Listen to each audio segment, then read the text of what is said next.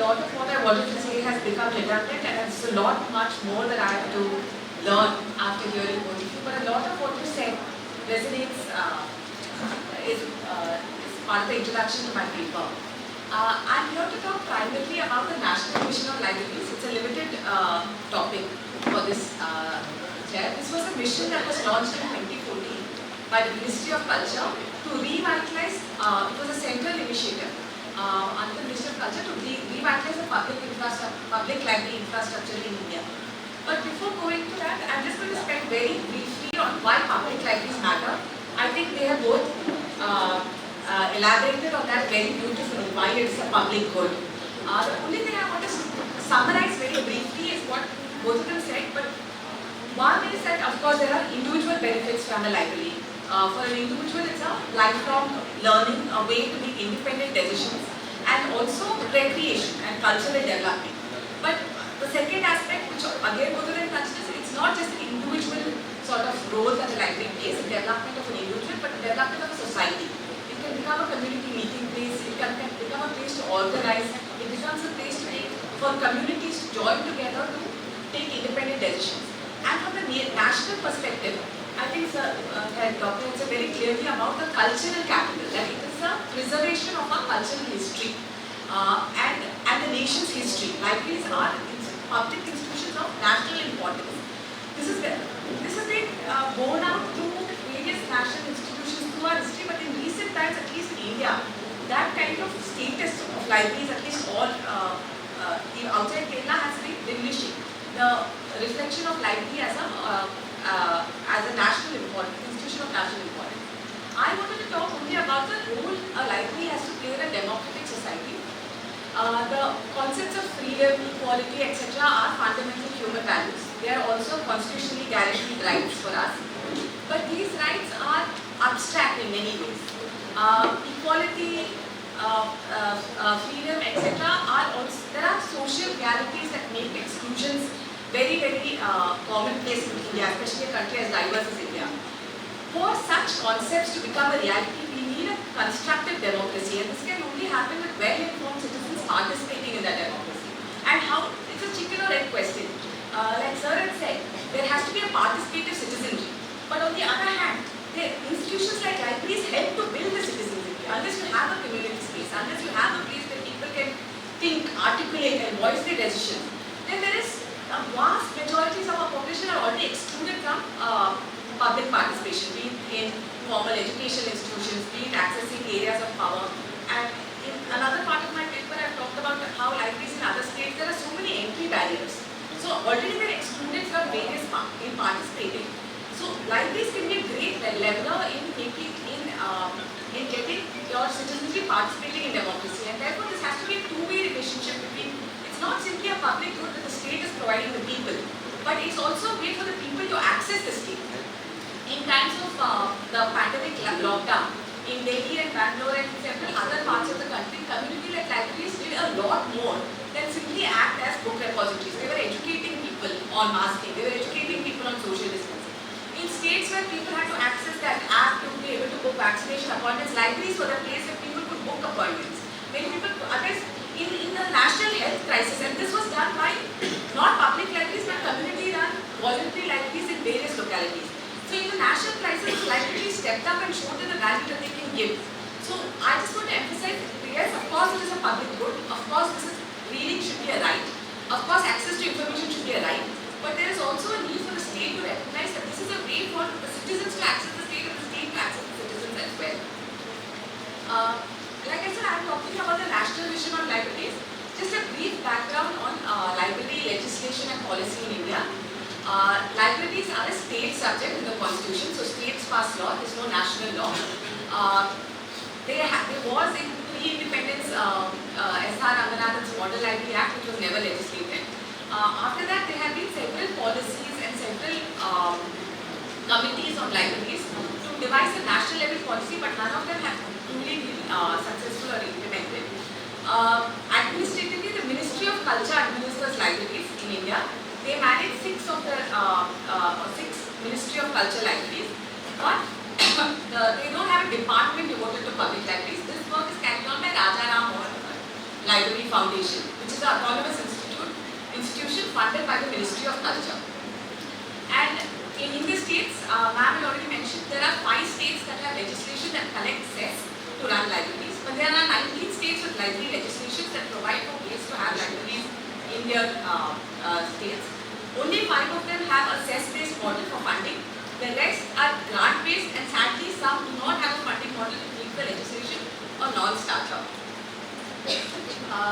It is in this context that the National Mission on Libraries was launched in 2014.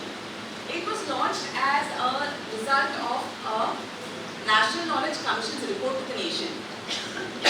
And this was a very, very heartening time. As ma'am mentioned, there was a policy paper by IIHS which showed that there was no information on per capita expense on libraries.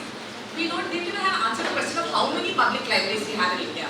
There are various reports, including the census, which says 75,000, but then Rajaram Mohan Roy Library Foundation says 46,000. Another census says 50,000. The Ministry of Culture relies on a survey which gives a different number.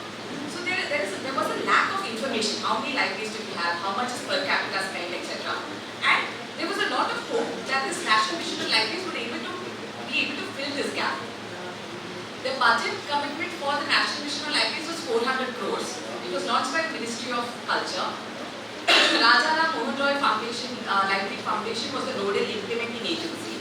And the mission was very well formulated. It had 4 clear deliverables or 4 clear agendas, each with a working group devised to follow that agenda. Agenda number 1 was NBLMI, which was creation of a National Virtual Library of India, which is a digital library, to a virtual repository of cultural artifacts. The second mission was setting up of national model libraries, to set up hubs of libraries that would demonstrate what model libraries should look like, that could be replicated in other states and other districts as well. The idea was to do this at state level as well as district level. The third agenda was a quantitative and qualitative survey of libraries to find out how our libraries are functioning, what needs they are meeting, what they are not meeting, what do people want from library, and most crucially, to study the economic gains of local people because of libraries. Lastly, capacity building. And libraries any plan for libraries cannot give up people, so training and capacity building for qualified librarians as well as training on library practices. Now, as of today, the status is like this. This was launched in 2014. It was a 3-year mission with a 400 crore budget. Now, somewhere in 2022, in June, suddenly the mission went dark. The website disappeared. The working group members disappeared. The report stopped coming. They had 1 meeting, 1 minute of meeting which was available on the website. After 6 months, the website disappeared. No further minutes of the meeting came out. In June, quietly, June 2022, the mission released its reports under all 4 heads that they had to achieve. This is a good 6 years after the mission was supposed to have. Good 3 years after the mission ended. So the 3-year mission was to end, but then after 6 years, they came out. The major chunk, I think it's very easy to guess, out of the 4 big major funds, which was 72.34 crores, went towards the National Virtual Library of India, which is a nice, it's a nice portal. You can look through it. It gives you a lot of rare manuscripts, a lot of information from ASI, Architectural Survey of India. Can you still hear me? So it has lots of rare manuscripts. It has a lot of interesting data available, but it's a bilingual portal, English and Hindi only. And in this portal, it is incredibly difficult to search. If you search for somebody like Geetadari Shri, you will find 0 results. Arundhati Roy, you will find 0 results. If you look for state library collections, 0 results. So one great thing that NBLMI could have done was integrate all the various public library collections at least. So we could see where they are, but again there is 0 results. And it is a very useful resource for researchers of specific areas. I am not saying it is not an important project. It is an important and useful project. But sadly, it serves those who are already digitally savvy, those who are already familiar with English or Hindi, and those with skills to be able to navigate such a resource. And that population that it serves already has access to private libraries, premium research databases, international research databases. So while it is a worthy project, what it ignores is the large information gap that we have, where many people in our country are not able to access basic resources, basic books. Like I have given an example of students in Bihar visiting a library with about 12,000 total books to be able to study for their competitive exams mostly. I mean, there are lots of the libraries in UP and Bihar are catering to people studying for competitive exams.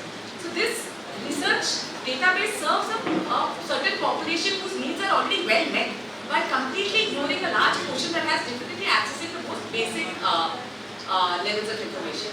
The next big chunk was the model libraries, which is actually would be a fantastic initiative to have 35 model libraries across the country to demonstrate, to act as learning labs as to what works in a library, how a library can become, access more people, what kind of standard the library can achieve. But unfortunately, on the model libraries, we have very little information on the funds used. It's supposed to be a matching scheme. The state spends 25% of the funds, the center matches with 75%. In Northeast is 90 and 10. But we have very little information, and the biggest issue is why do you define what a model library is in the guidelines, which talks about paying, infrastructure, collection of books, etc. It seems to leave out a very important thing, which is people.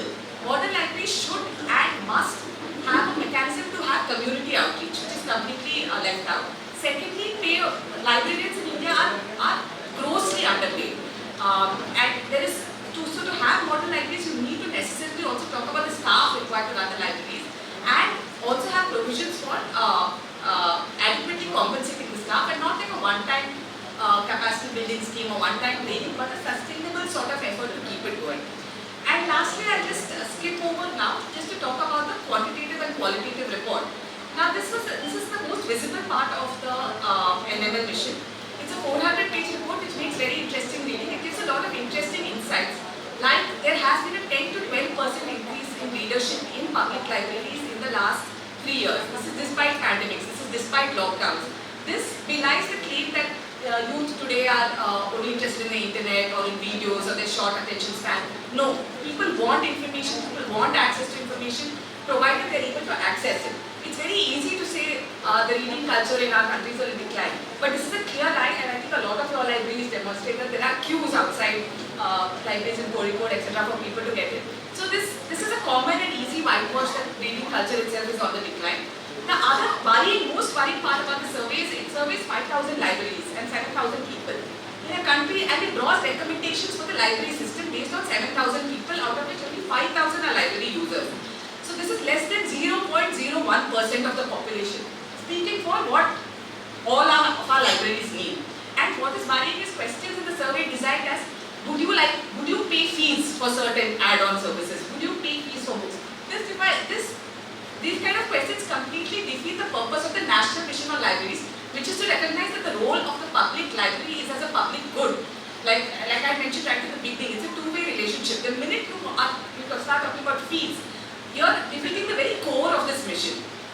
And the other worrying thing is also the fact of the repeated emphasis on digitization. While digitization of libraries is important and it is essential, there is also a need for a physical library and a strong physical library infrastructure in India, because of the necessity of a community space, of a meeting space, etc. Digitization is useful, but it is also very dangerous and can exacerbate the inequities that already exist.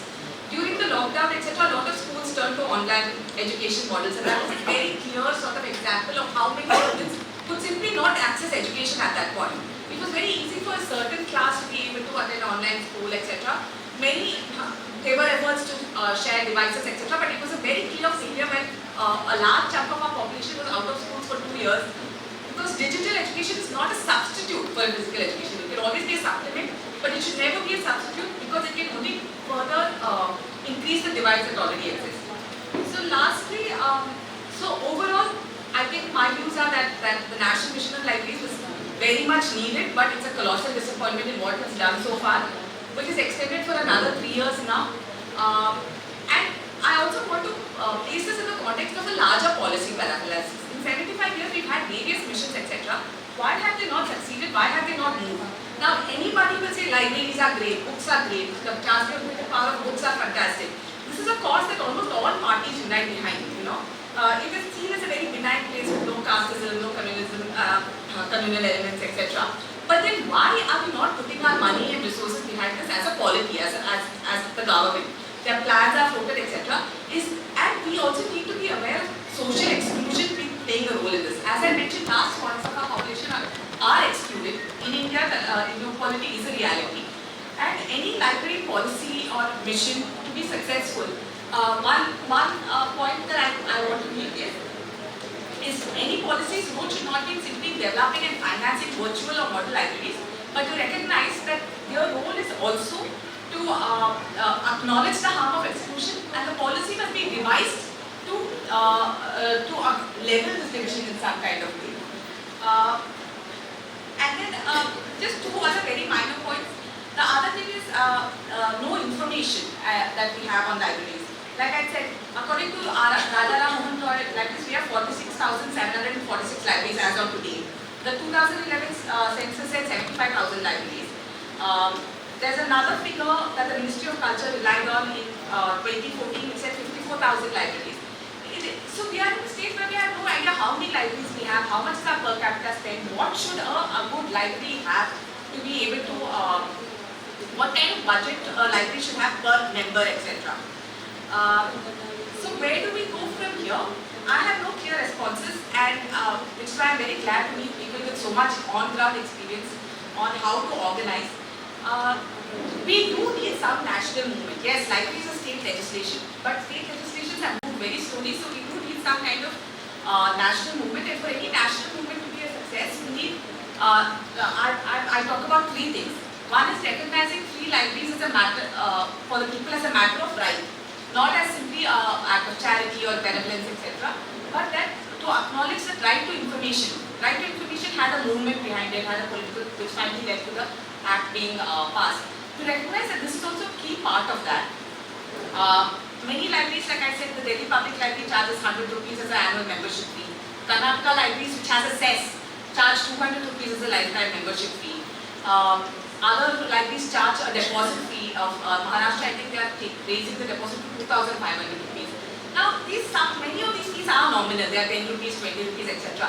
But why are these fees being charged? Because if you look at the overall budget of the library, these fees are not contribute much to it at all. So, is there some kind of bias in play? Do we somewhere subconsciously believe that the world of art, literature, culture belongs to an elite and not to anybody? And is that why our policies also don't have any movement? So, one is recognizing the right to read as a matter of right. Committing a statutory source of funding. There's a lot of interesting discussion on cess versus the grant-based model. Even the cess-based model has not been a success in Karnataka, where a lot of the funds are there with the municipality but not transferred to the library fund. So I think the last point I want to make is what Sir had said, that it has to be a two-way thing. Simply providing a statutory source of funding, having a national mission, having a national policy does not need to change on the ground. We as citizens need to start asking questions. How many of us know about this national mission on libraries? It's being extended for a further term of 3 years. We have no transparency to what they do. We need to start raising questions. In Karnataka, from where I am from, the library says of around 400 crore has not transferred from the municipality to the Department of Libraries. This is reported in papers. There's a show cause notice. There's criminal action also being filed by the Department of Libraries against the municipality. But for citizens, this is not a voting issue.